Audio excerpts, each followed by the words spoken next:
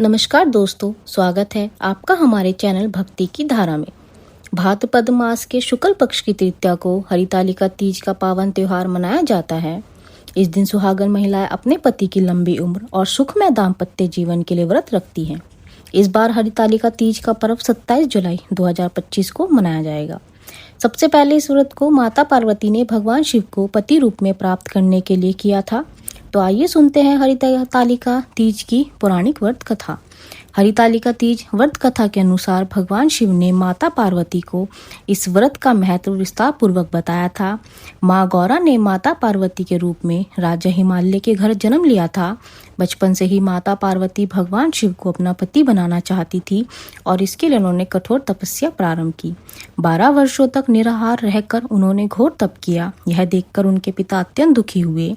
एक दिन देव ऋषि नारद राजा हिमालय के पास आए और बताया कि पार्वती की तपस्या से प्रसन्न होकर भगवान विष्णु उनसे विवाह करना चाहते हैं।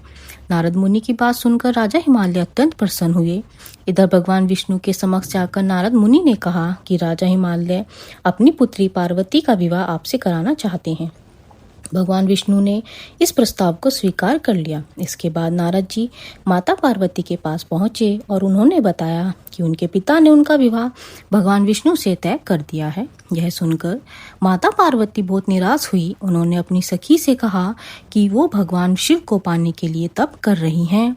माता पार्वती की इच्छा अनुसार उनकी सखियां उन्हें पिता की नजरों से बचाकर एक घने जंगल में स्थित एक गुफा में छोड़ आई। वहीं रहकर माता पार्वती ने भगवान शिव को पति रूप में पाने के हेतु कठोर तप आरंभ किया।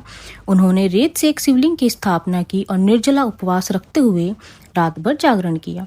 संयोग से वह दिन भाद्रपद शुक्ल तृतीया और हस्त नक्षत्र का था, वही दिन जो हरितालिका तीज के रूप में जाना गया। माता पार्वती के कठिन तप से प्रसन्न होकर भगवान शिव प्रकट हुए और उन्हें उनकी मनोकामना पूर्ण होने का वरदान दिया। अगले दिन माता पार्वती ने अपनी सखी के साथ व्रत का पारण किया और पूजा सामग्री को गंगा नदी में प्रवाहित कर दिया। उधर राजा हिमालय, जो अपनी पुत्री के लापता होने से अत्यंत व्याकुल थे, भगवान विष्णु को विवाह का वचन देने के बाद अब बेटी को खो देने के डर से परेशान थे। वे माता पार्वती को ढूंढते हुए उस गुफा तक जहाँ पहुंचे जहाँ वे तप कर रही थी। माता पार्वती ने उन्हें अपना घर छोड़ने का कारण बताया और भगवान शिव से विवाह का अपना संकल्प व भगवान द्वारा प्राप्त वरदान के बारे में बताया। यह सुनकर राजा हिमालय ने भगवान विष्णु से क्षमा मांगी और भगवान शिव के साथ माता पार्वती के विवाह के लिए सहमति दी।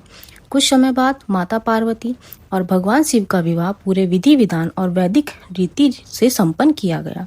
मान्यता है कि इस दिन जो महिलाएं पूर्ण श्रद्धा, निष्ठा और विधि पूर्वक यह व्रत करती है, उन्हें मनचाहा वर प्राप्त होता है। साथ ही यह पर्व दाम्पत्य जीवन में सुख, प्रेम और स्थायित्व बनाए रखने के लिए भी मनाया जाता है। दोस्तों, ऐसे ही पुरानी कहानियों के लिए हमारे चैनल भक्ति की धारा को जरूर सब्सक्राइब करें। धन्यवाद।